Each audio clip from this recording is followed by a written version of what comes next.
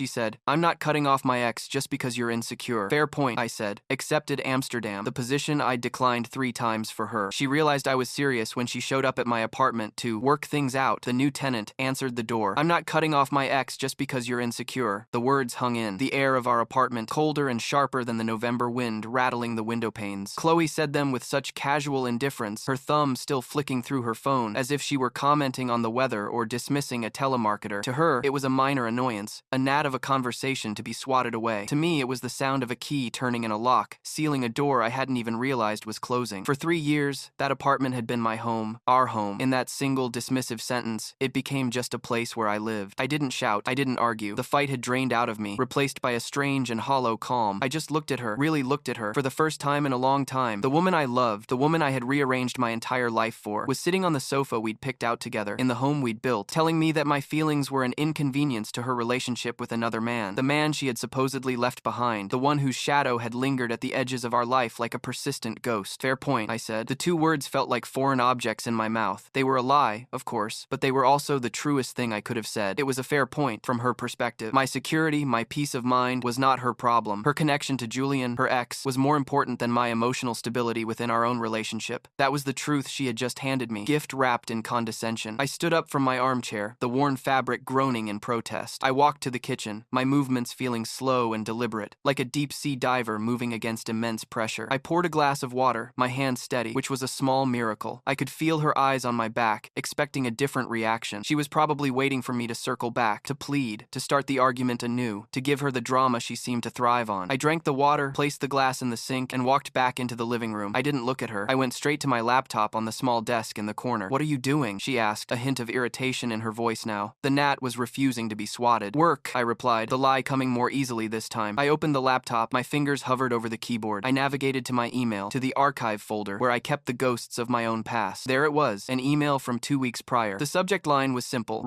Senior Project Lead, Amsterdam office. From a man named Pieter Jansen. It was the 3rd time he'd sent it. The 3rd time I had politely, regretfully, declined. The first time the offer came, a year and a half ago, it was a dream. A massive promotion. A chance to lead a team on a groundbreaking project. A life in one of the most beautiful cities in the world. I had presented it to Chloe like a treasure I'd found. We could go together. It would be an adventure. She had smiled, a sad, knowing smile, and told me she couldn't. Her mother was unwell. Her whole life was here. She couldn't just uproot everything. And I, besotted and eager to prove my devotion, had agreed. I told myself that love was about sacrifice. I turned it down. The second time, 6 months later, Mr. Jansen had been more persistent. The project had expanded. They really needed me. This time, Chloe's excuse was her career. She was just getting traction at the marketing firm. It would be professional suicide to leave now. It was a fair point. I understood. I loved her ambition. So, I stayed. I emailed Mr. Jansen and told him once again that my circumstances hadn't changed. He had replied with a simple, "The door remains open, Liam, for when they do." This 3rd email was different. It was less of a formal offer and more of a personal plea. "Liam," it read, "one last time. We are at a critical stage. The team asks for you by name. Whatever is holding you there, I hope you will reconsider. This is a life-changing opportunity." I had read it, felt a pang of a life not lived, and then moved it to the archive. I had chosen my life. I had chosen her. Now her words echoed in my ears. Just because you're insecure. It wasn't about insecurity. It was about respect. It was about a constant, low-level hum of anxiety that Julian's presence created. It was the late-night texts she'd dismiss as him just venting. It was the emergency lunches when he had a bad day. It was the way his name would pop up in stories, a recurring character in the history she claimed to have left behind. I wasn't insecure. I was exhausted. I was a man living in a house with a ghost, and I was being told the ghost was my problem. My fingers found their purpose. I composed a new email. The recipient was Pieter Jansen. The subject was the same as his, Senior Project Lead, Amsterdam office. The body of the email was short. "Dear Pieter," I wrote, "my circumstances have changed. If the offer still stands, I accept. I can be there in 2 weeks. I will need assistance with relocation, and I will be coming alone. Best, Liam." I hit send. There was no hesitation, no second thought. It was the easiest decision I had ever made. The moment the email was gone, a profound sense of peace washed over me. It wasn't happiness. It wasn't joy. It was the quiet, calm relief of a man who had just pulled the pin on a grenade and knew, with absolute certainty, that the explosion would set him free. The next 2 weeks were a masterclass in deception, a quiet dismantling of a life. Chloe noticed the shift in me, of course. My acquiescence had been replaced by a detached politeness. I no longer asked who was texting. I no longer got quiet when she mentioned Julian's name. I just nodded, a faint, unreadable smile on my face. She mistook my detachment for defeat. She thought she had won. She thought I had finally accepted my place, accepted his place. In her mind, the problem was solved. I was no longer being being insecure. She ramped up the affection, a classic move. It was her way of rewarding my good behavior. She'd bring home my favorite takeout, suggest we watch the movies I loved, initiate intimacy with a renewed vigor. It was all a performance, a way to reinforce the new dynamic she had created, and I played along. I ate the food, I watched the movies, I went through the motions, but I was already gone. I was a ghost in my own life, haunting the hallways of an apartment that was no longer mine. During the day, I was a whirlwind of secret activity. The first call was to my sister, Sarah. She was the only one who knew the full extent of the Julian situation, the only one I had ever confessed my deep unhappiness to. When I told her what I'd done, there was a sharp intake of breath on the other end of the line. Liam, oh my God, are you serious? Never been more serious in my life, Sar. I hit send. It's done. Good, she said, her voice fierce with a loyalty that brought tears to my eyes. Good for you. I was so worried you were just going to fade away. What do you need? How can I help? My sister became my general, my co-conspirator. We planned the logistics with military precision. Mr. Jansen had replied to my email within an hour, his delight palpable even through the text. The company's relocation service was a well-oiled machine. They would handle the shipping of my belongings, the legal paperwork, even temporary housing in Amsterdam. All I had to do was pack and get on a plane. Packing was the hardest part. I had to do it in stolen moments, when Chloe was at work or out with friends, or, as I was certain was often the case, out with Julian. I bought boxes and stored them at Sarah's house. I would bring home a backpack from work every day, filled with books, clothes, small mementos. I was smuggling my own life out of my home, piece by piece. Each object I packed was a memory I had to confront. The photograph of us in Italy, smiling in the Tuscan sun. I remembered that trip. I also remembered the fight we'd had on the last night, a vicious, whispered argument in a beautiful hotel room because she'd spent 20 minutes on the phone with Julian, who was having a crisis back home. I put the photo in a box, the coffee mug she bought me for my birthday, the one that said, "World's Best Boyfriend." I thought about the day she gave it to me, how proud I had felt. I also remembered how she'd been an hour late for my birthday dinner that night, apologizing profusely because Julian's car had broken down, and she was the only one he could call. I wrapped the mug in newspaper and placed it carefully next to the photo. I started to see the pattern. Every happy memory was tainted, marked with an asterisk that led to a footnote, and the footnote always had his name in it. My love for her had been built on a foundation that was already occupied. I wasn't replacing him. I was just a tenant in a space he still owned. One evening, about a week before my planned departure, I stumbled upon the final, irrefutable proof. It was an accident. We had a shared tablet that we mostly used for watching movies in bed. I was looking for a charger, and I picked it up. The screen lit up. Her email was open. Usually I would have closed it immediately. Privacy had been a cornerstone of our supposed trust. But trust was a currency I no longer dealt in. A name in the sender column caught my eye. Julian Cartwright. The subject, Our Portugal Itinerary. My blood ran cold. I opened it. It wasn't just an itinerary. It was a confirmation for a 2-week trip to the Algarve, booked for the month after my birthday. Flights, a private villa with a pool, dinner reservations. It was a romantic getaway, and it was all in his name and hers. My name was nowhere to be found. The dates of the trip corresponded with a work conference she had told me she had to attend in Lisbon. She had even shown me the fake brochure for the conference. But that wasn't the worst part. The worst part was the email chain below. I scrolled down, my heart pounding a sick rhythm against my ribs. There were emails going back months. They weren't just planning a trip, they were planning a life. There were links to real estate listings in a suburb near her parents' house. There were discussions about a joint savings account. There was an email from him with the subject line, "The 5-year plan," and a detailed document attached. I felt like I couldn't breathe. This wasn't just an emotional affair. This wasn't just a lingering attachment to an ex. This was a conspiracy. My life with her, the one I had sacrificed my career for, the one I had poured my heart and soul into, was a placeholder. It was a waiting room. She was just killing time with me until the real show started. I closed the tablet and placed it back on the nightstand, my movements precise and calm. The rage I should have felt was absent. The grief was a distant echo. All I felt was a profound, chilling emptiness. The woman I had been living with for 3 years was a stranger, a very convincing, very cruel stranger. The grenade pin I had pulled 2 weeks ago suddenly felt like the most rational decision I had ever made. I wasn't just leaving a bad relationship, I was escaping a meticulously constructed lie. The final 48 hours were a blur. I had arranged for movers to come on a Tuesday morning, when I knew Chloe had an all-day off-site meeting. Sarah took the day off work to help me. We moved with a silent, grim efficiency. We packed the last of my things, my clothes, my desk, my half of the books and records. The apartment began to look cavernous, empty. The spaces where my life used to be were now just blank walls and bare floors. As the movers loaded the last box onto the truck, I did a final walkthrough. I stood in the doorway of the bedroom, looking at the bed we had shared. I stood in the living room, staring at the empty space where my armchair had been. It felt like walking through a museum exhibit of a life that had ended. There was no sadness, only a sense of profound finality. "Are you okay?" Sarah asked, her hand on my shoulder. I nodded. "I will be," I said. "Thank you for this, Sar. I couldn't have done it without you." "She never deserved you, Liam," she said, her voice thick with emotion. Not for a second. I left my key on the kitchen counter, next to the World's Best Boyfriend mug, which I had unpacked packed and left for her to find. A small, petty gesture, but it felt necessary. A final piece of evidence in the case of my departure. Sarah drove me to the airport. We didn't talk much on the way. There was nothing left to say. When she dropped me off at the departures terminal, she gave me a fierce hug. "Call me the second you land," she said. "I will," I promised. Walking through the airport was a surreal experience. I was an anonymous man in a sea of anonymous people, each of us heading towards a different life. I went through security, bought a coffee, and sat at my gate, watching the planes take off and land. I felt strangely light, as if I had shed a heavy coat I had been wearing for years. The flight was long. I didn't sleep. I watched the flight path on the screen in front of me, a red line stretching across Europe, pulling me further and further away from the life I was leaving behind. When the plane finally began its descent into Amsterdam, I looked out the window. The landscape was a patchwork of green fields and canals, impossibly neat and orderly. It was a world away from the chaotic mess I had just escaped. Stepping out of Schiphol Airport, the air was different. It was crisp and cool, carrying the faint, damp smell of water. I took a deep breath. It was the first breath of my new life. The relocation agent was waiting for me, a cheerful woman holding a sign with my name on it. She drove me to my temporary apartment in the Jordan district, a beautiful, light-filled space overlooking a quiet canal. It was sparsely furnished, but it was mine. There were no ghosts here. The first thing I did was call Sarah. "I'm here," I said. "I'm safe." I could hear the relief in her voice, a wave of it washing over the phone line. We talked for an hour, and I described the city, the apartment, the feeling of freedom. The first few days were a strange mix of administrative tasks and emotional decompression. I met with Pieter Jansen, who greeted me with a warm handshake and a genuine smile. "Welcome to Amsterdam, Liam," he said. "We are very glad you are finally here." The office was incredible, a modern, bustling hub of creativity. The team was welcoming. I felt a sense of purpose I hadn't realized I'd been missing. But in the evenings, the silence of my new apartment would press in. The full weight of the last 3 years would settle on me. The betrayal, the lies, the sheer audacity of it all. I would walk for hours along the canals, the beautiful gabled houses reflected in the dark water, and I would try to piece myself back together. I had to mourn the end of a relationship, but I also had to mourn the fact that the relationship itself had never been real. I was grieving a fiction. I had blocked Chloe's number before my plane even took off. I blocked her on all social media. I had written a short final email, which Sarah sent from her own account after she knew my flight had landed. It was simple and direct. "Chloe, I'm gone. I know everything about you and Julian. The trips, the house, the 5-year plan. My things are on their way to my new home. The key is on the counter. Do not try to contact me." I knew the explosion would be spectacular. Sarah kept me updated. The first call she got from Chloe was frantic, confused. "Where is he? His clothes are gone. There are movers' receipts in the trash." Sarah played dumb. "I don't know what you're talking about, Chloe." The second call, after my email had been sent, was a torrent of rage. The confusion had morphed into pure, narcissistic fury. How dare I do this to her? How dare I sneak away like a coward? She wasn't doing anything wrong. Julian was just a friend. I was the crazy one, the paranoid one, the one who had destroyed everything because of my own insecurity. Then came the third phase, the pleading. Voicemails left on Sarah's phone, filled with crocodile tears. She loved me. She had made a mistake. Julian meant nothing. She would cut him off, for real this time. We could work it out. Please, just tell her where I was. Each update from Sarah was a fresh wave of disgust, but also a confirmation. I had done the right thing. Her reactions were a textbook case of a manipulator who had lost control. Her apologies weren't born of remorse. They were born of panic. The comfortable life she had built, with me as the stable, adoring placeholder, had been yanked out from under her. It was a week after I had arrived in Amsterdam. I was just getting back from work, the late afternoon sun casting long shadows on the canal. I was starting to feel a semblance of a routine. I was starting to feel okay. My phone rang. It was an unknown number, but with a Dutch country code. I figured it was a colleague or something related to my new apartment. I answered. "Hello, Liam?" "Oh, thank God. It's me." My blood froze. It was her voice, Chloe. My heart started hammering against my ribs. A trapped bird trying to escape. "How did she get this number?" "How did you get this number?" I asked, my voice flat and cold. "I called your new office," she said, a hint of pride in her voice. "I told them I was your fiancé, and it was a family emergency. They were very helpful." The audacity, the sheer, boundaryless nerve of her. I felt a surge of white-hot anger. "There is no emergency, Chloe, and you are not my fiancé. Do not ever call this number again." "No, wait, please," she begged, her voice cracking. The performance was back on. "Liam, we need to talk. I know how it looks. I know you found things, but you don't understand the context." I was confused. I was scared. "Julian, he pressures me, but it's you I love. It's always been you." I listened to her spin her web of lies, and I felt nothing but a weary sort of pity. Pity for the person she was, so trapped in her own deceit that she probably believed some of it herself. Pity for the man I had been, who had so desperately wanted to believe her. "No, Chloe," I said, my voice steady now. The anger had subsided, leaving behind a cold, hard clarity. "I understand perfectly. I understand that for 3 years, you used me. You used my love, my stability, and my willingness to sacrifice for you as a convenient shield while you built a life with another man. You didn't love me. You loved what I provided. Security, adoration, a place to stay until your real plans came together." "That's not true," she sobbed. "I love you. You love the idea of me loving you," I corrected her. "You love the power it gave you, but you don't get to have it anymore. I know about the house you were looking at in Westchester. I know you have a joint savings account with him that has over $50,000 in it. I know that the work conference in Lisbon was a lie to cover a romantic trip to a private villa in Portugal. I know everything, so please, do me the courtesy of dropping the act. It's insulting. There was a stunned silence on the other end of the line. I had taken away her script. She had expected tears, anger, a fight. She had not expected calm, cold, documented facts. How do you know all that? She whispered. You left your life open on a tablet, Chloe. It's not complicated. The only complicated thing was the scale of your deception. It was truly breathtaking. You should be proud. Liam, please, she tried again, her voice shifting from shock to desperation. I can fix this. I'll leave him. I'll close the account. We can go to therapy. I'll do anything. Just don't throw this away. Don't throw us away. And that was the line. That was the moment the last vestige of any feeling I had for her curdled and died. Us? I said, and I almost laughed. Chloe, there is no us. There never was. There was you and your plan, and there was me, the guy who was paying half the rent while you executed it. The us's you're talking about was a fiction you wrote, and I'm not interested in being a character in it anymore. I'm starting a new story now, and you're not in it. I could hear her starting to cry again, but this time it was different. It was the sound of frustration, of a toddler having a toy taken away. It wasn't grief. It was fury at her loss of control. You're making a huge mistake, Liam, she said, her voice turning venomous. You're going to be all alone in some foreign city, and you're going to regret this. You're going to come crawling back. No, I'm not, I said, and for the first time, I smiled. A real smile, because for the first time in 3 years, I'm not alone. I'm with myself, and I'm learning to trust him again. Goodbye, Chloe. I hung up, and then I did the most satisfying thing I have ever done in my life. I blocked the number. I called my new provider and explained the situation, and they put a permanent block on any calls originating from her old number, and even a flag for any calls from the United States, from people claiming to be family. I was building a fortress. I thought that would be the end of it. I truly did. I underestimated her narcissism. I underestimated her belief that the world, and specifically my world, revolved around her. 2 weeks went by. 2 weeks of blissful, uninterrupted peace. I was settling into my job. I had made a few tentative friendships with colleagues. I had found a favorite bakery, a favorite park bench, a route for my morning run along the Amstel River. I was building a life, brick by brick. The gaping hole Chloe had left was slowly, painstakingly, being filled in with new experiences, new people, new light. Then came the call that I never expected. It was late, almost 11 at night. The number was local. I answered, expecting it to be a wrong number. Hello? Is this Liam? A young man's voice asked. He had a faint American accent. Yes, this is he, I said, confused. Hi, my name is David. This is gonna sound really weird, but I'm the new tenant at your old apartment in Brooklyn. My stomach dropped. Okay, I said slowly. How did you get my number? Your sister, he said. She left her number with the building super in case of any mail mix-ups. There's a woman here. Her name is Chloe. She's been knocking on the door for about an hour. She says she's your girlfriend and that she lives here. She's